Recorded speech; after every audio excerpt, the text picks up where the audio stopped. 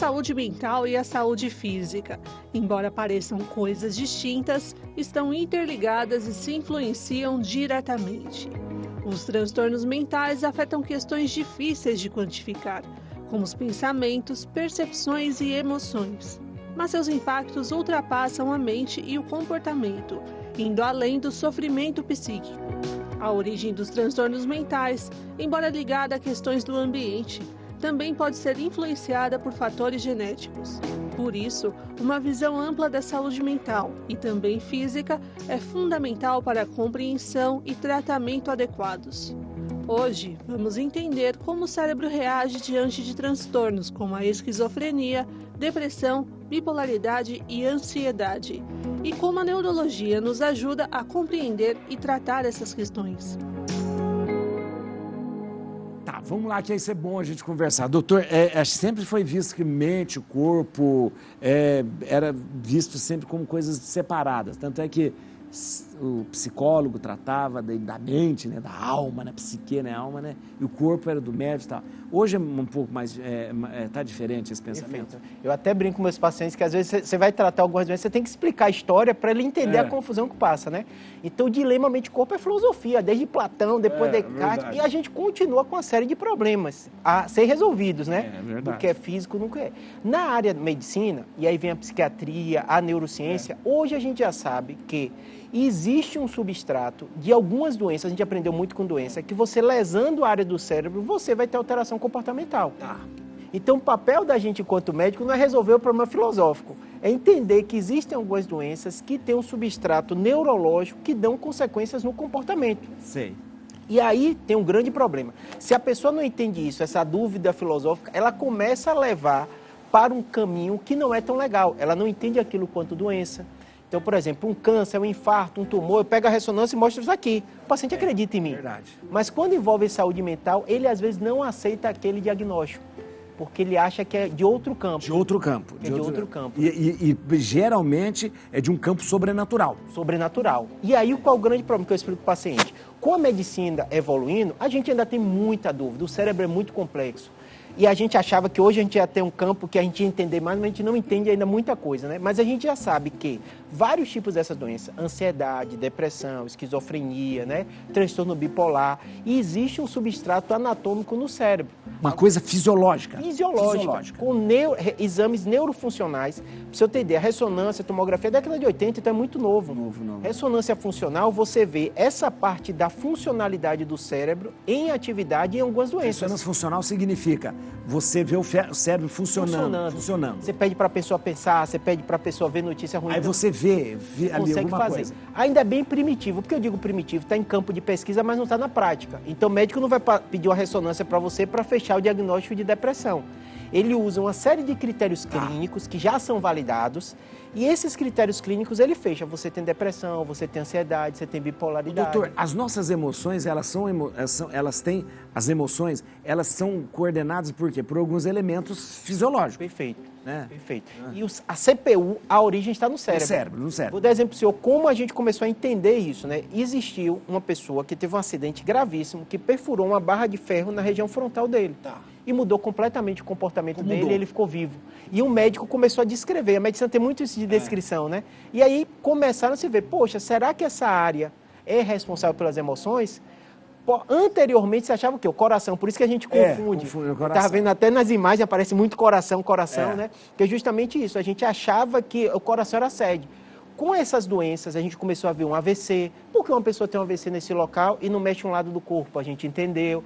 Por que uma pessoa tem um tumor na região e ela muda o comportamento, impulsividade sexual? Porque ela fica mais apática, né? Porque o paciente com Alzheimer muda uma série de áreas da memória. Então, hoje a gente já sabe que tem áreas no cérebro com funções comportamentais. Que, de repente, e mesmo assim, a emoção vai estar diretamente ligada a alguma coisa que o cérebro faça ali. Perfeito. Na verdade, o cérebro controla tudo. Tudo. E aí vem a questão das medicações e da resistência das pessoas, né? Porque elas começam a ter algumas emoções, essas emoções começam a prejudicar, e aí eu digo para o paciente, para ele entender que é uma coisa, um conceito científico, mas a gente falou do analfabetismo científico, é difícil, a gente tem uma coisa que a gente chama de curva de normalidade. Então vão ter pessoas mais tristes que a outra, pessoas mais felizes, nem por isso ele é doente. É doente, por causa disso, né? A doença, ela começa a ser definida como aquilo que começa a prejudicar o dia a dia da pessoa. Tá, doutor, isso é interessante. Só como curiosidade, o doutor falou, de tempos em tempos a humanidade muda o centro das afeições.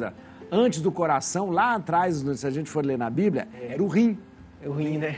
Se o rim era tido como um lugar das emoções. Só bem legal. Doutor, mas é interessante,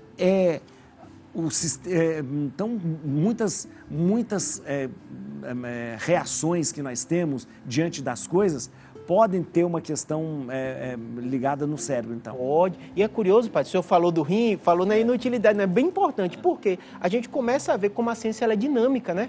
Porque existiam pessoas que eram referência na época que tinham outros conceitos. Por exemplo, a própria depressão que ele mostrou agora e a ansiedade, a gente tinha uma teoria que era da serotonina. Por isso que a gente até o tempo inteiro fala. Hoje a gente sabe que é muito mais complexo. Porque o pessoal falava assim, porque baixou a serotonina e aí deu a depressão. Isso. Mas não é só isso. Não é só isso. E é curioso da medicina, porque o que acontece? Nosso conhecimento vai avançando, as drogas e os medicamentos vão avançando, mas muitas vezes a gente nem sabe explicar ao certo o funcionamento exato de uma droga.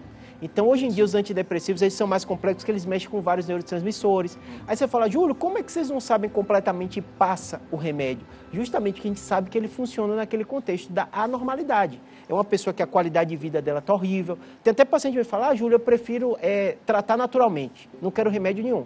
Aí você pergunta, como é que está a sua qualidade de vida? Terrível. A pessoa não tem vontade de fazer nada, a pessoa está triste o tempo inteiro, a dinâmica familiar está horrível, o trabalho está horrível, às vezes acaba casamento, os filhos sofrendo e ela não quer tomar medicção.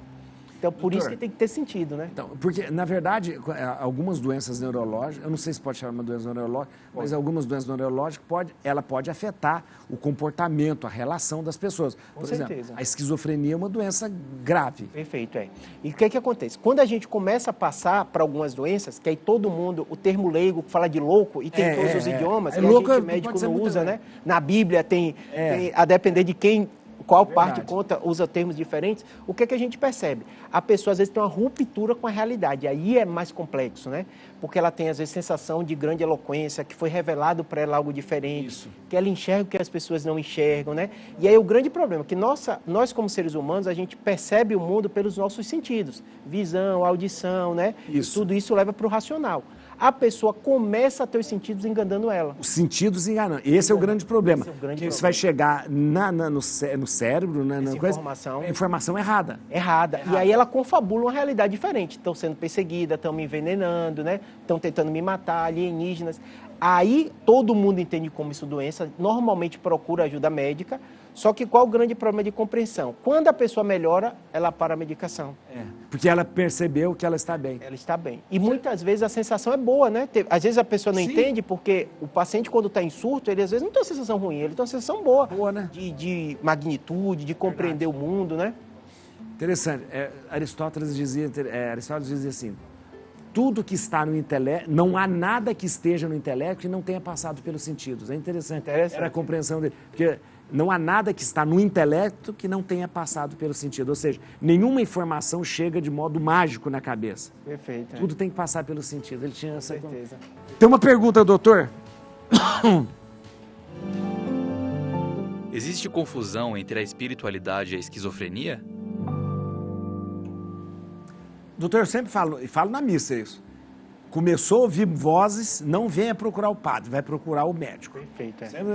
A gente médico lida com doenças. O que são doenças? Normalmente são problemas que fogem à normalidade, que prejudicam o convívio da pessoa, né? Então, normalmente, o paciente que tem um problema da esquizofrenia, ele claramente vai ser notado pelos familiares, ele não está numa dinâmica legal. Então, assim, não há confusão porque ele está anormal. É totalmente diferente das vezes um paciente está passando por um problema, está desestruturado com uma coisa, né? É totalmente diferente. Então, você que tem um filho, tem um adolescente em casa, que você começa a preocupar, procura o médico, porque ele vai ter critério diagnóstico e vai saber utilizar isso. Às vezes as pessoas confundem muito e falam assim, Júlio, não está exagerado esse diagnóstico de depressão, os médicos não estão exagerando muito de diagnóstico de ansiedade. Não, a gente tem critérios diagnósticos que a gente segue. Então, tinha até um poeta que dizia assim, eu não sou deprimido, eu sou melancólico, né?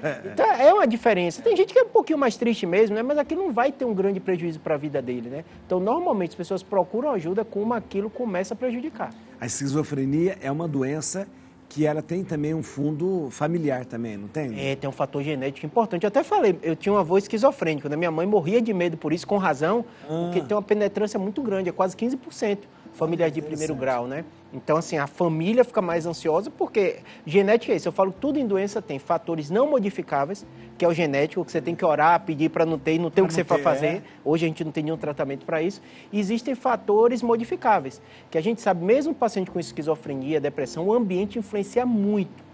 Então, meu avô, por exemplo, teve um ambiente desestruturado em casa, eu tive um ambiente tranquilo. Então, esses fatores que você pode modificar, realmente faz com que muita gente não tenha, desenvolva a doença, mesmo isso, tendo um componente genético. Agora, doutor, essa coisa que o pessoal fala assim, muita gente está falando de depressão e tal, antigamente, mas, na verdade, é porque existe também um diagnóstico mais correto também.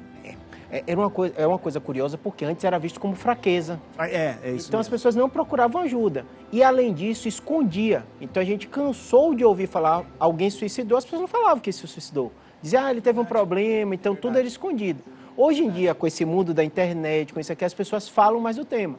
Hoje tem famosos falando que estão em depressão, né? Tem padres falando que estão em depressão. Eu até falo com meus pacientes, eu falo, se você botar no Google expectativa de vida de médico, vive menos que a população em geral, com toda a informação que ele tem. Então, a taxa de suicídio de médico é um dos maiores das profissões. Então, assim, quando você escancara, quando você é transparente, você começa a ver que problemas de saúde vão existir com todo mundo. Com todo mundo. Doutor, quando que se deve procurar o médico especialista, o neurologista ou um psiquiatra? Quando que deve ser? Primeiro, a gente às vezes confunde, né? Qual eu procuro, né? Qual eu procuro? Neurologista? Eu costumo dizer o seguinte, esses problemas de saúde, antigamente era do ultra especialista, hoje é de qualquer médico. Então, meu paciente, eu falo assim, você está sentindo isso? Converse com o seu clínico geral, seu cardiologista, seu médico da família, porque ele vai dar o direcionamento. Hoje em dia, o médico geral começa o tratamento, o médico da família começa o tratamento. Eu começo de vários pacientes meus, porque às vezes ele tem um tumor cerebral, começa com transtorno de ansiedade. Ele está na correria, está tratando com oncologista e tal, e muitas vezes vai precisar do psiquiatra, porque ele é o profissional que mais estuda o tema e que mais entende o tema.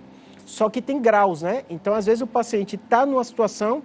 Hoje tem muito preconceito que tem que melhorar muito, o paciente tinha vergonha, não queria procurar o psiquiatra, mas então, ele é o melhor especialista. O psiquiatra ainda tem muito disso.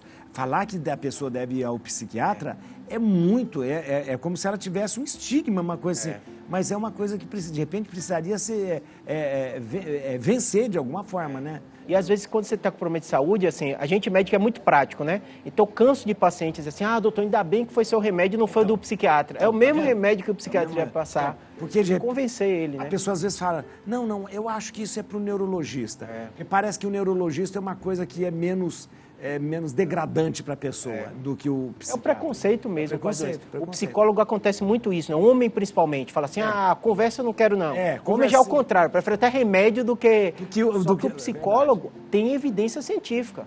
Entendeu? Então, assim, a gente sabe que é necessário, muitas vezes, você criar estratégias no ambiente, às vezes, hostil, no ambiente corporativo, para justamente evitar essas consequências ambientais na sua saúde mental.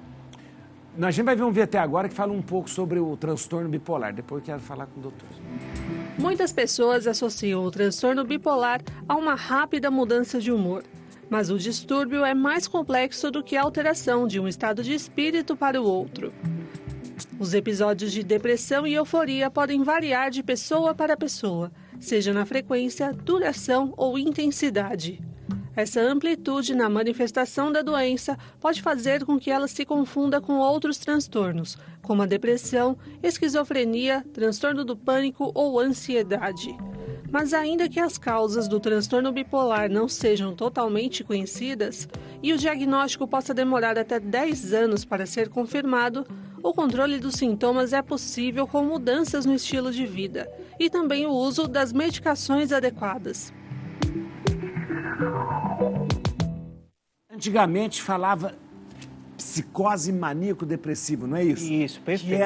Que é o que hoje se chama de transtorno bipolar. Isso, transtorno bipolar. Dos transtornos de humor, tem vários tipos de transtorno do humor. Alguns deles é necessário tempo para fechar o diagnóstico. Tá. Então, por exemplo, o que é o transtorno bipolar? O paciente vai ter, né? Existem alguns tipos, né? Mas classicamente o paciente vai ter períodos depressivos, que são sintomas negativos, né? Sei. E períodos que o paciente está eufórico, que pode ser uma hipomania, que seria uma forma mais leve, e mania. No caso da hipomania, às vezes o paciente está até funcional, consegue trabalhar, tem colegas psiquiatras que até relatam pacientes empresários de alto rendimento, falam que a fase mais criativa deles quando ele está nesse período de hipomania. Hipomania. Hipomania, o cérebro fica em atividade sem parar. Mas não é uma coisa que chega a atrapalhar. Muitas vezes ele atrapalha, mas ele consegue ter o convívio social, né? E aí tem períodos de mania que realmente o convívio... Geralmente o paciente fica impulsivo, ele fica hipersexual, então tem pacientes que têm um comportamento de risco quanto a isso, ele tem essa sensação de grande eloquência, de descobrir uma coisa, às vezes de ser rico demais do que é, gasta muito, né? Gasta, sai comprando coisa, é verdade. Sai comprando, né? Ele fala uma coisa atrás da outra, né? Então o que acontece? O psiquiatra, número 1, é indispensável para esse caso, porque são casos que às vezes o diagnóstico não é tão simples. Às vezes você pode estar um paciente que vai estar no período dele depressivo e depois vai desenvolver a fase dele de hipomania. E aí esse diagnóstico, quanto mais precoce tiver, melhor vai ser o desfecho do paciente. Menor a chance dele cronificar, menor a chance dele ter problemas sociais quanto a isso, porque às vezes o psiquiatra vai fazer o tratamento crônico e as medicações modificam também a fase que o paciente vai estar. Mas o que acontece, agora estou perguntando para o neurologista, Perfeito. O que acontece no cérebro dessa pessoa? O que está acontecendo naquele Perfeito. momento? A gente tem neurotransmissores que são muito relacionados com o prazer, com a sensação de bem-estar. E também existem outros neurotransmissores, como a serotonina, mas também são outros, que nesse caso do paciente eles estão modificados. Então o cérebro responde de forma diferente contra eles. Você fala assim, Júlio, existe algum específico e por isso essa droga? Não. Mas existe uma coisa que não está certa ali no cérebro. Isso. As ressonâncias funcionais, a gente consegue ver áreas específicas do sistema límbico que estão modificadas. E de repente, esses neurotransmissores, eles fazem a pessoa ficar, essa pessoa mais apática, mais triste, mais... Perfeito. E fazem também ficar dessa euforia. Isso. Então, o que acontece? Se a pessoa entende isso, que o problema é no cérebro, assim como acontece o infarto, assim como acontece o AVC, assim também acontece no problema da saúde mental. Qual a grande dificuldade das pessoas entenderem? A gente meio que escalona de forma errada, hierarquiza os exames. Então, se a gente vê no exame alterado, você acredita que aquilo é uma doença. No caso da saúde mental, no caso da psiquiatria, não. O diagnóstico é baseado no checklist que o psiquiatra faz conversando. Vai excluindo, vai fazendo isso. E aí o que é curioso, as pessoas não entendem, a validação científica é semelhante. Então, quando eu digo um paciente tem um tumor cerebral porque eu vi uma ressonância e aquilo confirmou porque eu biopsiei tem, o psiquiatra é semelhante. Eles fazem uma série de estudos para criar esses critérios diagnósticos e preenchendo esse critério diagnóstico, ele tem certeza que aquele paciente tem aquele tipo de doença. E aí ele começa a tratar. E aí os remédios foram desenvolvidos baseados naqueles critérios diagnósticos. Eu conheço pessoas que têm transtorno de bipolaridade e ela tem uma consciência plena que ela tem o transtorno. E ela diz assim, quando eu estava na minha fase de euforia, eu fiz isso. É interessante isso. Isso é fantástico. Essa consciência que ela tem. Esquizofrenia, depressão, a mesma coisa. O que acontece? Qual o grande problema? Se a pessoa não entende aquilo como doença, ela fica se culpando. É verdade. E aí o que acontece? Como a gente falou, a mania, a hipomania, o paciente tem uma sensação boa. Por isso que ele fica hipersexual, por isso que ele tem grande eloquência. Mas ele tem que entender que aquela sensação boa pode trazer um prejuízo para ele. Eu costumo comparar o paciente até para ele entender o que as drogas fazem. Então, tem muito paciente que você olhando ele, você não sabe se é uma doença ou se ele consumiu algum tipo de droga. Então, a cocaína dá esse sintoma de euforia, muito parecido com o aspecto da mania, porque ela modifica no cérebro neurotransmissor semelhante. Dá a sensação de alegria, de potência, de que eu estou entendendo agora o mundo, né? Através de uma substância exógena. Entendi. Entendeu? Entendi. Então, assim, as drogas, elas têm isso. O paciente que entende que a doença vai dar uma sensação boa, mas que aquilo vai prejudicar ela, ela procura o psiquiatra e vai ser tratada, porque ela sabe que a consequência vai ser ruim. Interessante. A gente vai ver o filme Divertidamente 2. Tem a ver com esse nosso tema, veja só.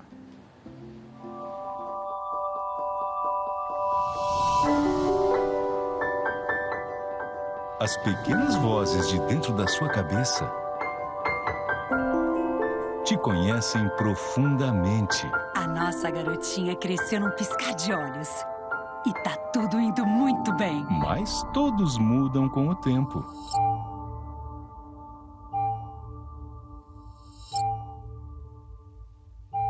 O que é isso?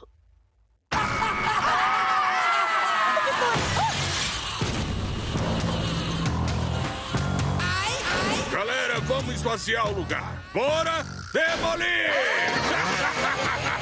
Demolir? O que tá rolando? Ai, tem esse povo. Que loucura é essa? Não pode! Vem cá, o que é isso, hein? Tranquilo, agora tá certo. Certo pra quê? Em breve, Laranja? Quem deixou o controle laranja? Eu não sou laranja. Eu nem relei. Laranja é um horror. Não olha pra mim. Oi, pessoal! Oi, gente, eu sou ansiedade. Onde eu ponho isso? Uma nova emoção. É. Ai, desculpa. A gente queria tanto criar uma boa impressão e eu... Como assim, a gente? Divertidamente 2. O filme para sentir tudo em 2024. Em breve, nos cinemas. Divertidamente é um filme interessante que falava das todas as emoções que a pessoa, né? Raiva, né? Alegria. E agora e não tinha ansiedade, né? Agora chegou a ansiedade, avacalhou tudo, né? Avacalhou todas as emoções. E é curioso que a geração de hoje já... Meu filho na escola tem 8 anos, eles já debatem isso nesse tema. Eu acho interessante porque eu, esses dias, conversando com as crianças da catequese, criança de 9 para 10 anos, e ela me disse, olha, eu tenho ansiedade. Eu falei, mas como... Eu ainda perguntei, você sabe o que é ansiedade? É. Né? Mas elas sabem o que é ansiedade. Sabem o que é ansiedade. É interessante. Então, eu estava falando com minha esposa isso, que hoje o pessoal diz que é das maiores commodities tem sido a saúde mental. Né? Verdade, e as crianças eles já estão trabalhando isso, né? Que a nossa geração não falava do tema. Não falava do tema. Existiam os problemas, mas não era falado. E gera consequências no futuro, né? Então eu falo, tudo no mundo, como a gente está falando da infodemia, não pode levar ao exagero, né? Então, não é todo mundo que vai ter doença, não é todo mundo que vai precisar de remédio, né? A gente vê uma geração também muito medicalizada, né? Eles brincam com o uso de remédio, né? Usam remédio para dormir sem necessidade, né? Eu acho entender é importante. Eu falo uma coisa séria. Se brinca muito com essa questão, eu vejo às vezes meme na internet e tal, de jovens que sabem nomes de remédio, sabe uma lista de nomes de remédio, princípio ativo, essas coisas, porque tem uma familiaridade com os remédios. Ou seja, ou usar ou tem alguém perto que usa. As pessoas têm usado cada vez mais remédios psiquiátricos. Com certeza. Eu falo com todo mundo o seguinte, remédio, eu usei remédio para emagrecer, né? Eu falo o seguinte, é droga. Então, ele só deve ser usado quando falhou todas as outras opções, né?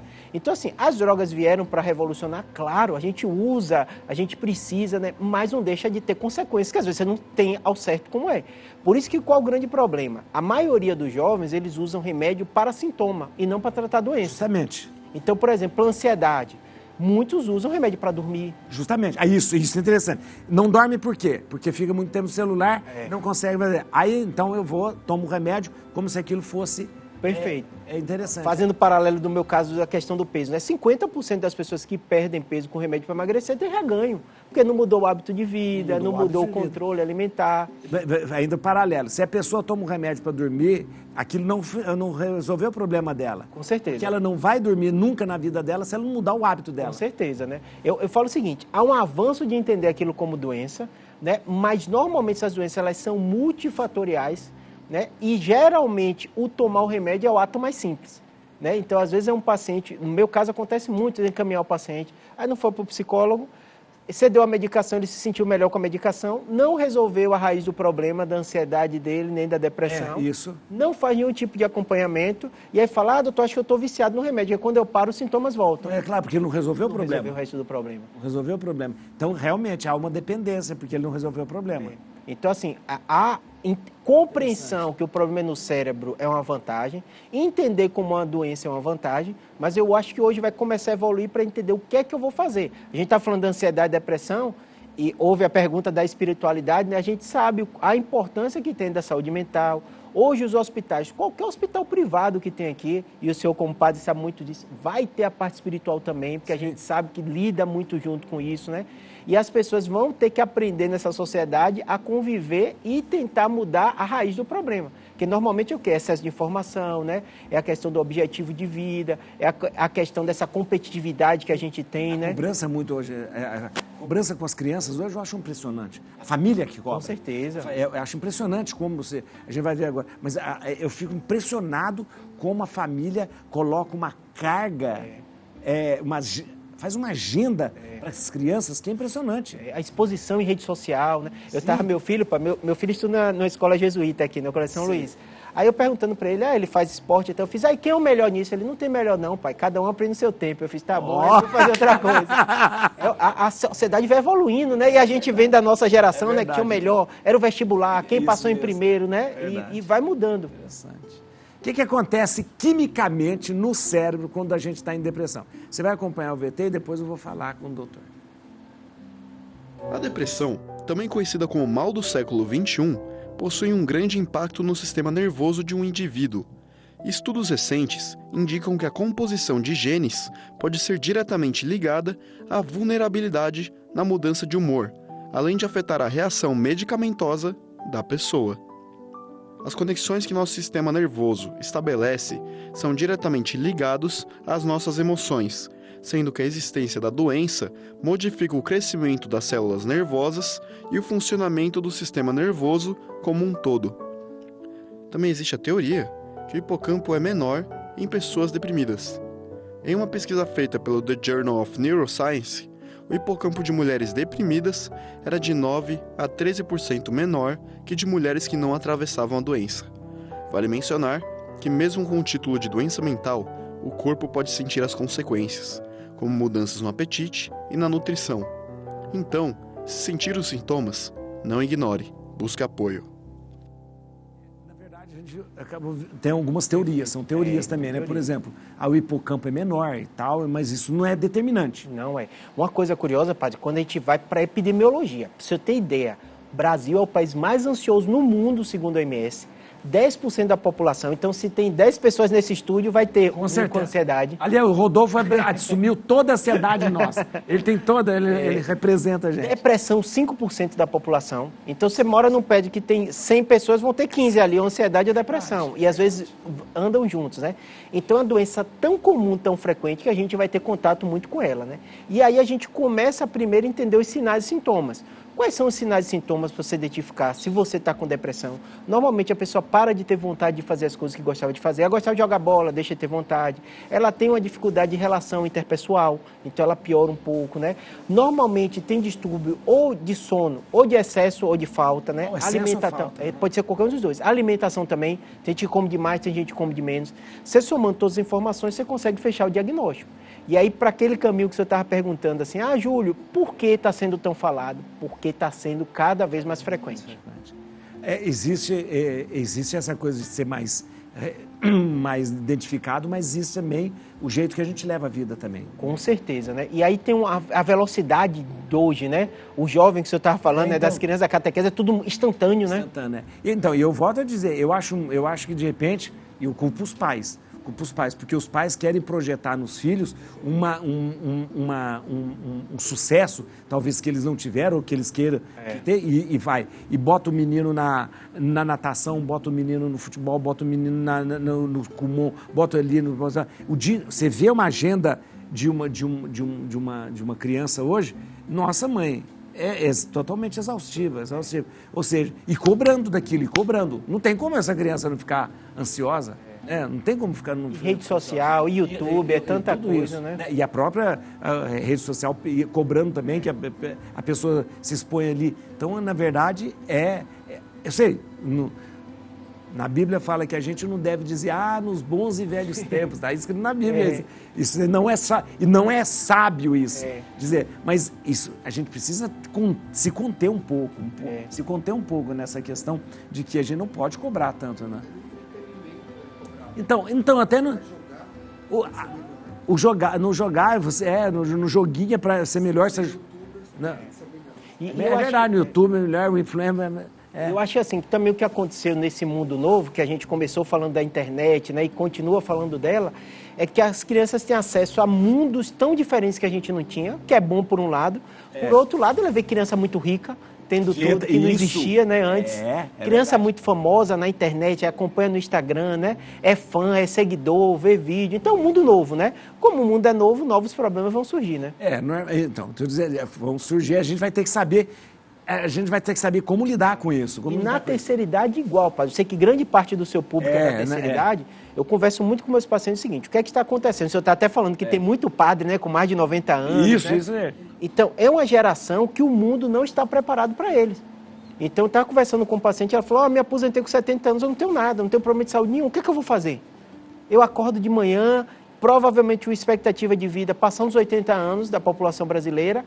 Quem se cuida, quem tem acesso à informação, está passando dos 90 e ele fica com mais 20 anos de vida. O que é que eu vou fazer nesses 20 anos? O que eu vou fazer com 20 anos de vida a mais, pelo amor de Deus? Verdade. Então, assim, esse mundo novo tem também gerado na população de terceira idade, são dados mesmo do OMS, um grande número de pessoas da terceira idade com também transtorno de ansiedade e depressão. Interessante. Justamente por uma falta de perspectiva. Perspectiva, né? Perspectiva. Interessante.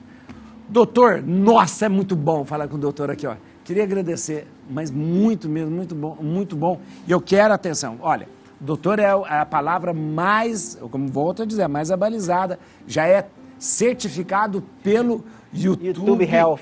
YouTube Health como uma fonte de confiança. Não vai procurar porcaria por aí, não. Ó, você vai entrar no canal dele, o canal dele é youtube.com/neurocirurgia.br. Neurocirurgia.br. Ali o doutor tem sempre... E pode confiar, mas pode confiar mesmo. E você pode seguir o doutor no Instagram, @neurocirurgia.br. @neurocirurgia.br. Ali, ó, com selo de confiança ali, de confiança. Muito obrigado, viu, doutor? Obrigado mesmo. Eu gosto daqui por isso, assim, você tem que procurar informação, todo mundo vai envelhecer, todo mundo vai adoecer, né? E você cuidar da sua saúde física, mental, como o senhor falou, né? Verdade. E espiritual, porque com certeza problemas vão acontecer com todo mundo. Todo mundo. Volto a dizer, coisas boas e ruins acontecem com todo mundo. Olha, eu não sei como que nós conseguimos resistir a tanto frio hoje aqui, doutor, não tá frio assim. Eu gosto. Meu Deus do céu. Não, mas tá bom, tá ótimo, pode reclamar. A gente vai encerrar o programa aqui com um clipe do grande, inigualável Silvio Brito, o maior louco de todos os loucos, tá todo mundo louco. Aí, ó, Silvio Brito, vamos lá, canta pra nós!